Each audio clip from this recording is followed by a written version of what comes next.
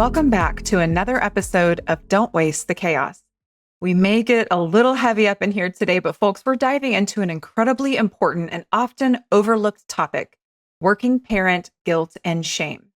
Our guest today has over 20 years of experience working with some of the most at-risk youth in the state of Missouri, providing care in women's shelters, drug and alcohol centers, and even aiding in the fight against human trafficking.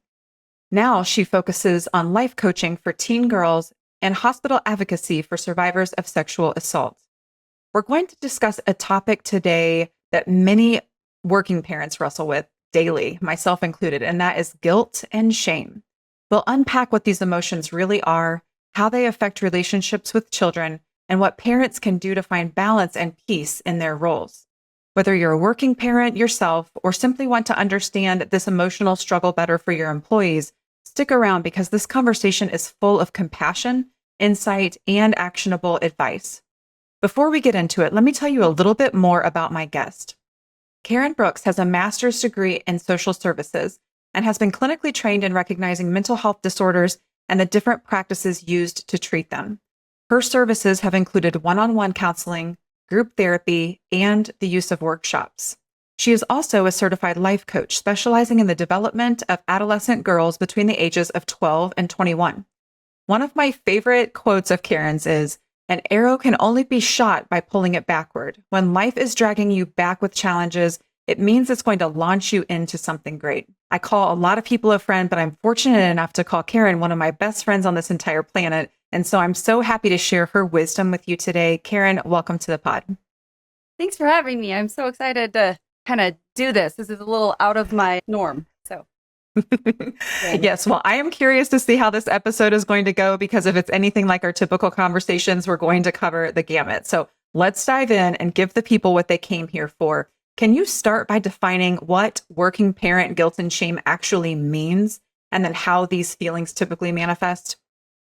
So yes, kind of. However, when it comes down to guilt and shame, that is not just exclusive to working parents. So I know that's kind of what we're talking about, but I always challenge people to not speak inside that box. That's what furthers all these stigmas. That's what furthers the comparison game of working parent versus non-working parent. So I try to get away from that quite a bit and just tell you it's parent. It is a parent working shame. It has very little to do actually with whether you work or whether you stay at home. So that's my soapbox right there. And then I'll kind of that's good delineation. Yeah. Dive in from there. But as a parent, caring for children and wanting the absolute best for them all around in any environment and their growth, that just leads us in and of itself to have overwhelming feelings. And that is actually what contributes to guilt and shame as it manifests, is because we have that innate desire to want the very best for them. And when we believe or feel in some way we're falling short, that's where the guilt and shame comes from. So back to, it doesn't have to be a working parent. It can be a non-working parent who feels they're not meeting their needs on this side. It could be a working mom who feels like she's being stretched too thin. It could be a working dad who feels like I don't have enough hours in my day. So in general, being a parent is a recipe for guilt and shame, not just one or the other. So you started talking about some of the triggers, but what are a lot of those common triggers that lead to the feelings of guilt and shame amongst parents? Well, number one, our society today is highly judgmental. It is highly judgmental, it's highly competitive, and it's absolutely full of conflicting information. So we go to the internet and we find whatever we want. We see whatever we want. We get on social media. We see people living their lives. And that right there are your major triggers for any sort of feeling of guilt or shame. It's what you're taking yourself to and the information you're taking in and how you're defining it that then gives you your recipe for guilt or shame. That's interesting. That makes me think about, and you know how I feel about this personally. You know, my son doesn't have any technology or social media, and I share often what I learn about the impacts of that. And I probably am triggering people regularly when they read that because it makes them maybe feel bad about decisions they've made. What I don't share is my middle child, she had social media starting out in technology when she was little because we are a split household. And so it was better for us. So in my current situation, I don't have it, but I see situations while it's important. And that comparison and the way we all share information that we feel like applies to us, and then we're tripping each other up on social media. So that's a really good example and something that I'm probably guilty of myself. It's really important to recognize that people don't live their lives authentically on social media. What they're showing you is the very best of them. They're showing you their filtered version of what they want you to see. And oftentimes that's not helpful to the people around us, because then the next thing you know, you're comparing yourself to, oh, well, this parent over here has time in their day to go take family photos or go to every athletic event there is, or makes dinner every night, shows themselves cooking up their chili, or all those things that makes you think that they're knocking it out of the park. But what you don't share is where you're falling short in the day, and that some of those things meant you didn't get to the laundry, or there's 5 loads sitting on the floor, or that the bathroom hasn't been cleaned in weeks. Whatever it is, they're not showing you that part. They're showing you what they want you to see. And that is where we take that information in and believe it to be truth, but it's dangerous. Yeah, that's a good point. So how do these emotions affect a parent's relationship with their child? Well, before I go there, I think it's so important to first kind of back up and talk about what is guilt and shame, because they're not the same thing. They often tend to be lumped together, but they're vastly different. And the way that they play out in how we behave and how we function. And so guilt and shame in and of themselves, we needed them. We need them for our own personal protection.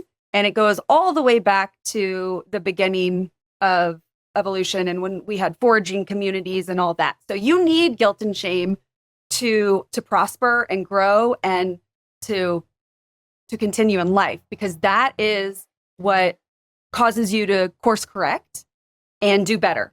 So as it relates to our older societies where we were talked with disease and scarce food, and we had to work together in areas like that, if you didn't have a good level of guilt or shame, you were going to be alone, because that guilt and the shame system that we have is what tells us that we need to change, that we are not living into the standards of the people around us. And when we don't do that, well, you get cut.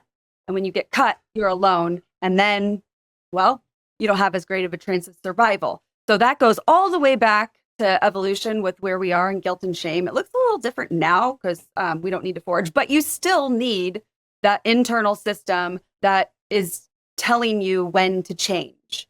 And so guilt is that emotion that gives us empathy. It tells us when we do something and it isn't well received, it tells us, ding, ding, I need to course correct. And that wasn't a good thing. That hurt somebody, or that hurt me, or whatever that is. That tells you, I need to fix that so that I can continue to be healthy. Shame is completely the opposite. Shame is triggered when we believe that we've actually damaged our reputation in some way. That does not necessarily give us the tools to change. So while they're very similar and people use them together, they're very different in what they result in how we act going forward. So I kind of equate guilt to empathy and shame to anger. That's kind of my dumbed down version of the difference between the two when you're trying to figure out where you're coming from. So that's kind of what I kind of wanted to answer first, is that there is a very big difference between guilt and shame. And if you don't know what they are and you don't know where you're functioning from, well, then you can't fix and you can't grow. So I just went off on a different tangent. for you. Okay, so I'm assuming that that is the first time a lot of people have heard the difference between guilt and shame.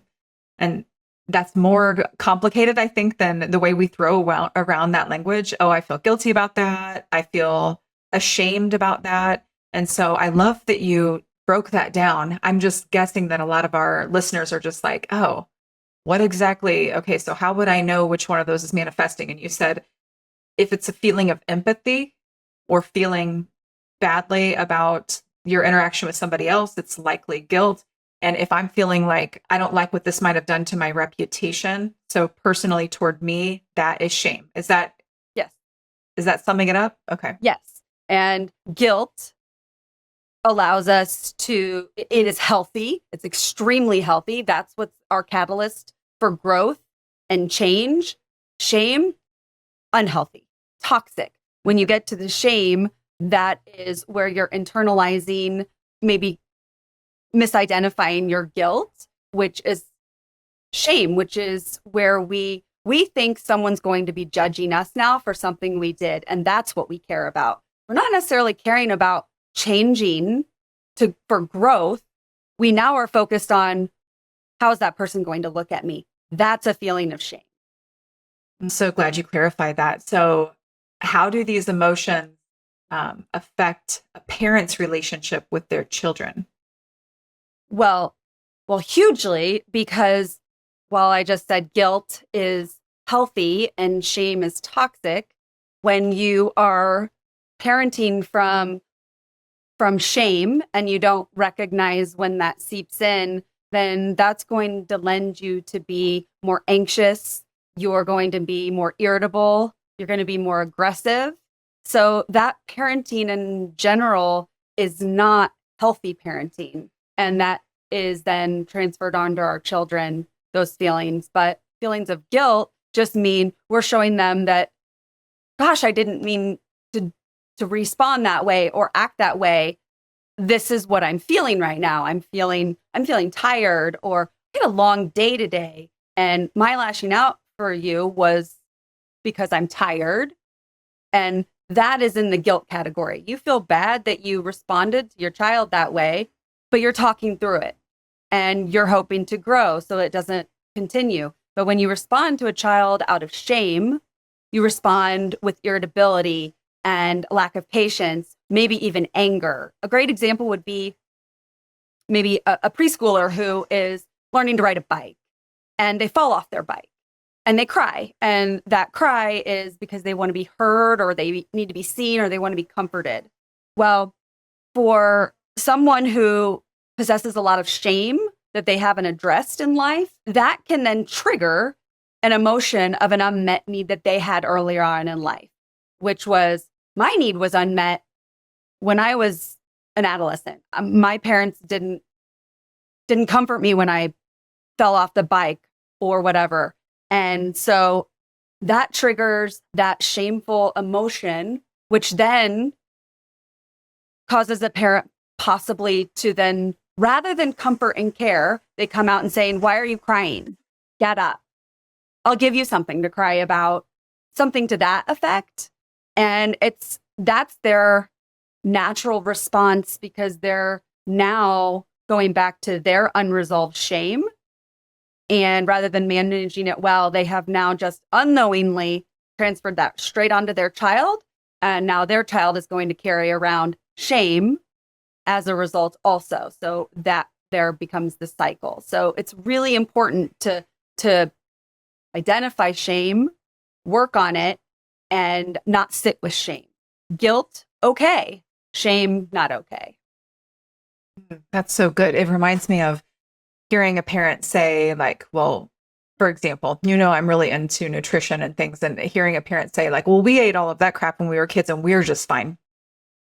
It's like not taking responsibility. And first of all, when we were younger, the ingredients weren't as bad as they are now, but not taking responsibility and just saying, we're just going to brush this off. We're not concerned. I know that's a very soft example, but that's something that I hear people say, like, it happened like this in my childhood, so it's fine. You're going to be just fine. Mm-hmm. So in your experience, how do guilt and shame impact a parent's mental and emotional well-being? Well, I mean, I've kind of touched on it. Knowledge is key. So if you don't recognize that shame and guilt are vastly different, and then course correct by recognizing when shame starts to play in and fix that so that that is no longer shame, that you have redirected that shame into a feeling of guilt. Because again, guilt, healthy. Guilt is going to prompt us to change. It's going to prompt us to do better, to deepen our relationships. Shame is going to continue to just bring us down. And that kind of totally affects our parenting in general. So, I mean, education on the difference is what my biggest recommendation is to rely on your knowledge to be the platform for your parenting rather than emotion, which is kind of contradictory when I said that there's so much information out there that's conflicting on the internet, because you can go and type in parenting guilt or shame and you can find whatever you want on it. So again, it kind of conflicts when I say knowledge, but reputable knowledge is super important. Yeah.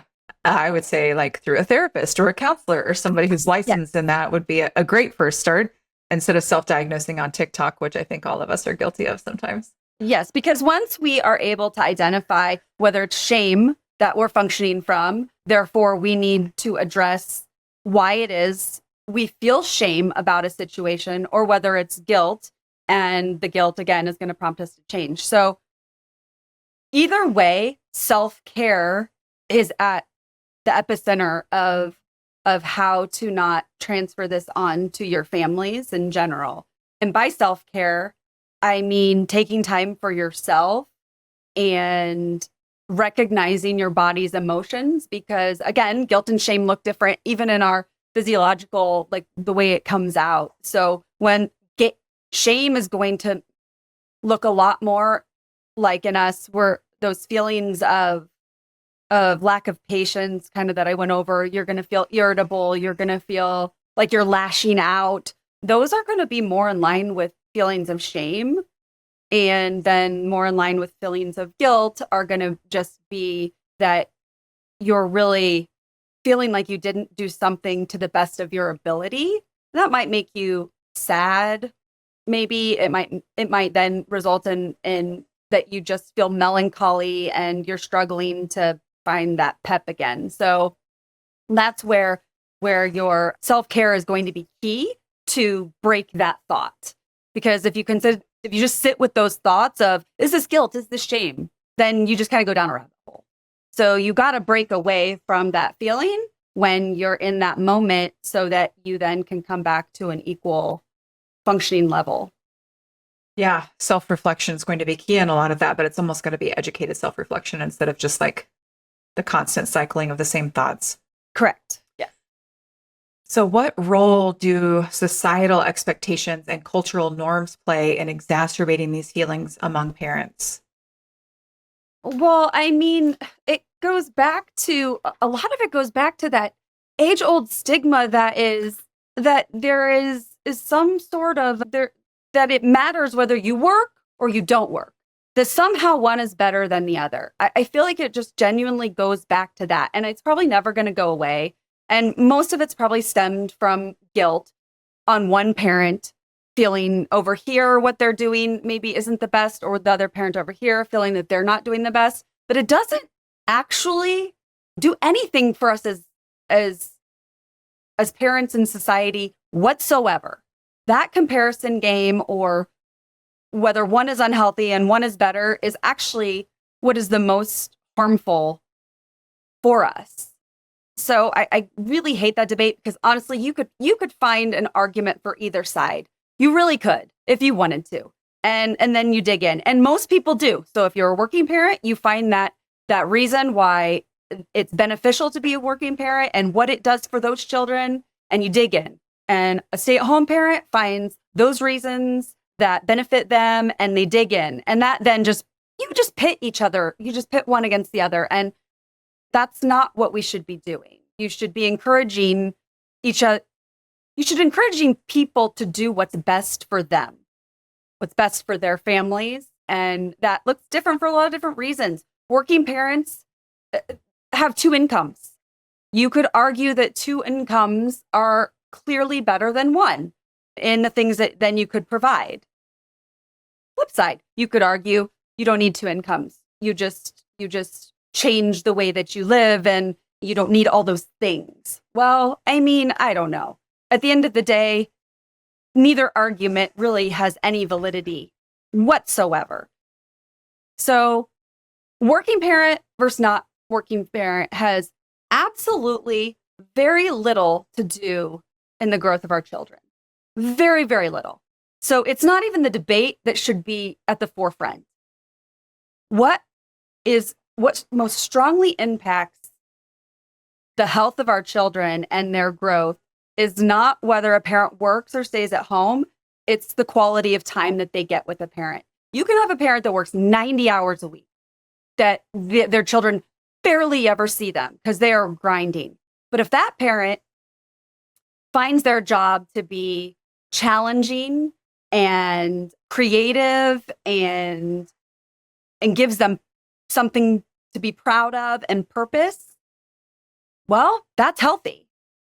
If the parent is working 90 hours and has all these things, then they come home, maybe they spend 20 minutes with their child. But that 20 minutes of engagement with that child, if they are seeing that their parents' work is providing such a enjoyment or satisfaction, that's key.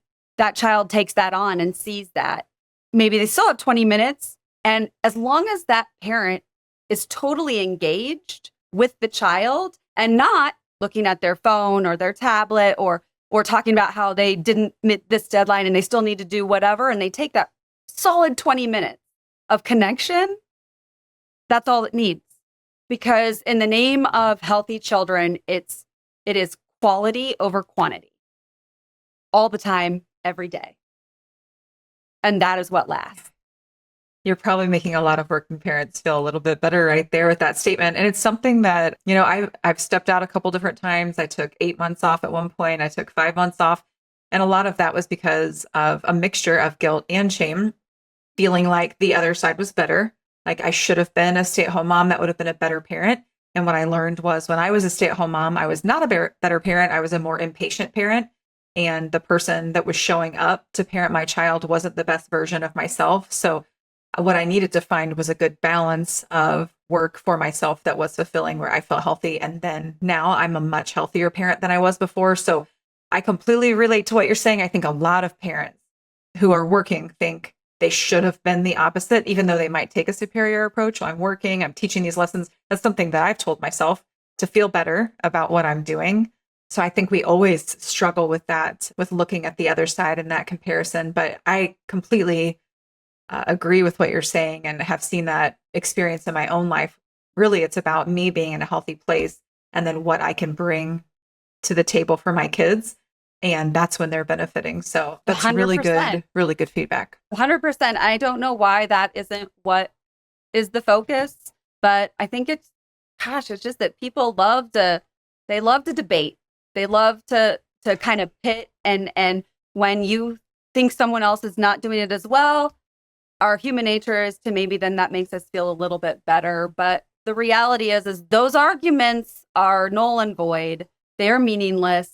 And the vast number of studies don't talk about working parents versus non-working parents. They talk about quality over quantity. And that at the end of the day is the recipe for a healthy, stable environment. Even if you work 90 hours a week and both of the parents work 90 hours a week, if that child is met with very attentive parents in the time that they're together and they see the health benefits of the working parent, that's what they're taking in. Yeah, that's good. So how can a working parent identify when their guilt or their shame, likely more their shame, is becoming harmful to themselves or to their family. Well, you're going to see it play out because like I kind of touched on, when you have shame, you're going to just be irritable. You're going to be anxious. You're going to be more reactive, and maybe depression will kind of seep in. So if you're recognizing your body, then that right there is going to tell you where you're sitting. Guilt, again, is so healthy. You want guilt. You need guilt. There's nothing wrong with guilt because guilt is the catalyst for change. So if you have guilt, you're not trying to do better. You are not growing. You are stagnant. You need guilt to grow. That because that guilt is what's challenging you to, could I have done it better? Did I do it to the best of my abilities? It's what allows for you to make those little changes in life. So it's recognizing your body. That's so true. I was thinking of a situation recently when before school started, I sat down with my son and I was like, hey, we need to go through all of your clothes and while we're at it, let's go through your toys and make sure everything's situated before the school year starts to make sure that you've got everything that you need. And I could tell he was super nervous about this process. And so as we're going through it, we spent about 3.5 hours together up in his room, going through his closet, his drawers, and all of that. About halfway through it, he was sitting on the floor and he looked over at me and he said, I'm glad this is going so much better. I was scared. And I was like, you were scared of cleaning your room with me? And he was like, yeah, because it hasn't always gone this way. And as soon as he said it, I was like, oh, it kind of like hit me right in the heart because I know in the past when I was out of balance, when I was working in corporate America and in a C-suite role and had a lot of pressure on myself and was out of balance, I would come up to his room and I would be like, why do you have crap in your closet that doesn't even fit? I don't even know what to buy. I'm grabbing stuff and I'm just being so impatient and mean, honestly, and so irritated and just dumping out drawers and how much of this stuff even fits you. And so, yeah, of course, he was like a little nervous about cleaning with me. And it hurt my heart when he said, like, I'm glad it's going so much better. But it also, I mean, I had the opportunity to say, like, I was super out of balance before. And it's not always going to be perfect. Sometimes I am going to be irritated with you, but it should go better moving forward. You don't have to be afraid when I say it's closet clean out day. We're just going to go through that in a calm manner and discuss things. And that should be fine versus me ripping stuff off the hanger. You just touched on another thing that I kind of mentioned earlier is communication. Our children are picking up on every little thing that we say and do, just like your son was. But in that moment, you just stopping and saying that wasn't about him and that was about you and what was going on in that moment, and that was you coming out, is enough for him to then check that shame or guilt at the door that he may have been carrying around. Because previously, when it didn't go well, what did that do? It caused shame in him. Like, I didn't do something right. She's judging me. She doesn't like what I'm doing. Remember back, shame is when we think that someone is looking down on us as a result of something we did. So that action earlier on was actually you unknowingly transferring shame onto your child. But now fast forward, when he mentioned that to you as a healthy person coming from a place of just guilt and no longer shame, you identified with, hey, yeah, that was me. That was this going on. And this is how I responded. And what you're teaching then is that, well, number one, communication, but you're teaching that these are feelings and feelings are okay. Emotions are okay. But if we don't define them and we don't talk about them, well, then that's where they get shoved to shame. They get shoved over to shame because we then define them. We decide whether it reflected poorly on us, and that results in the shame. So just by you saying that allowed him to release that, any possibility of shame. Completely. Well, thank goodness. I'm sure I've got a lot of areas to do that. So let's talk about some of the effects. What are the long-term effects on children who grow up with parents who are struggling with these emotions, maybe aren't handling them in the most healthy way?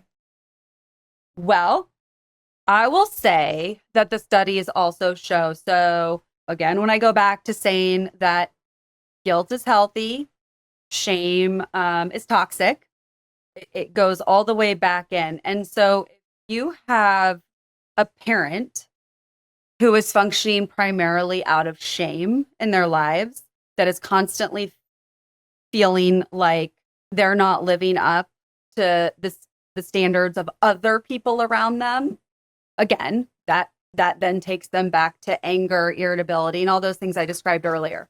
So the studies show that someone who is prone to more shame results in more self-destructive behaviors, more unhealthy behaviors. They're not as successful at work.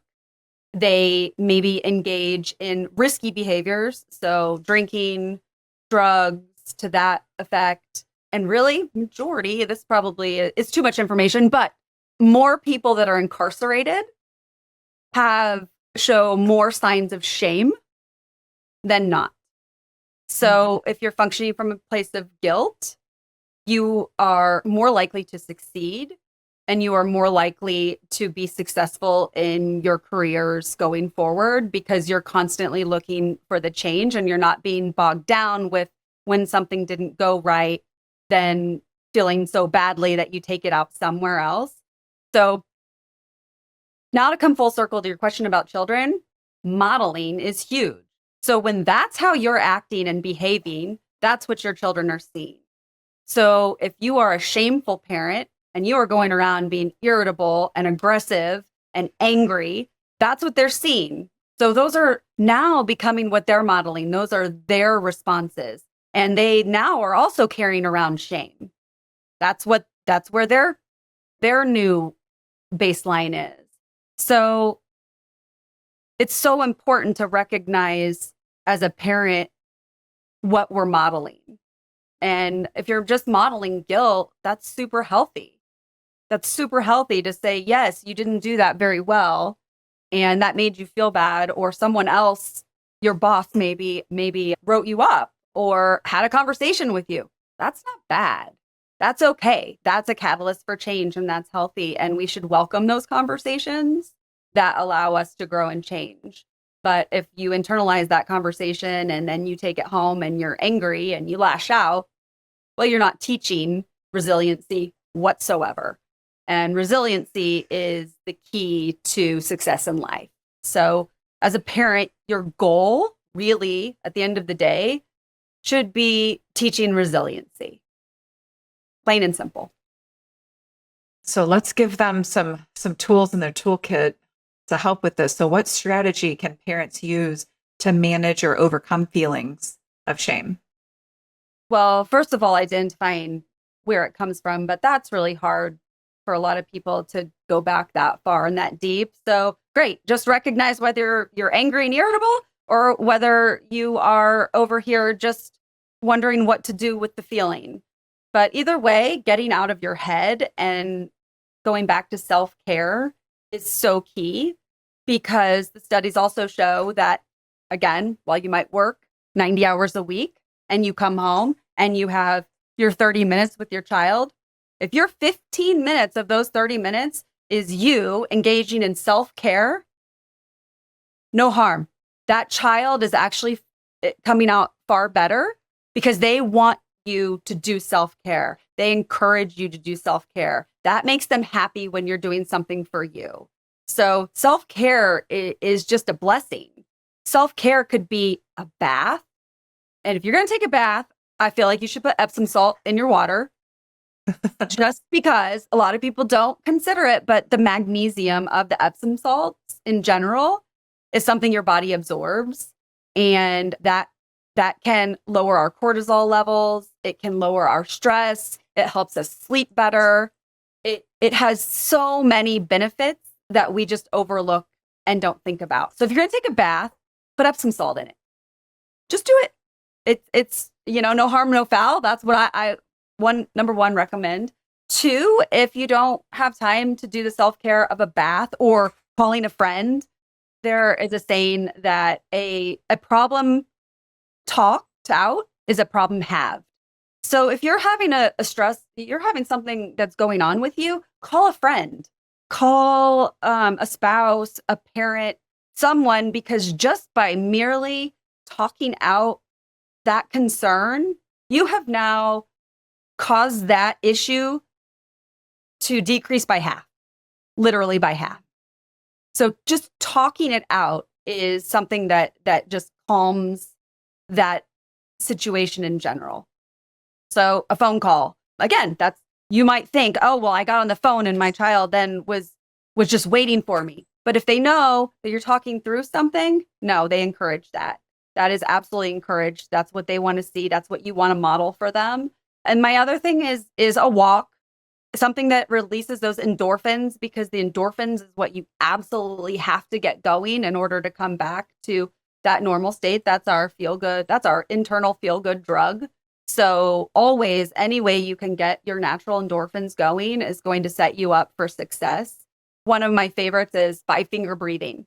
When you lack any other tool and you can't think of something else and you're stressed out and you don't know what to do, because the goal is to again get those endorphins to be released and for your breathing to return to a normal state. So 5-finger breathing goes like this.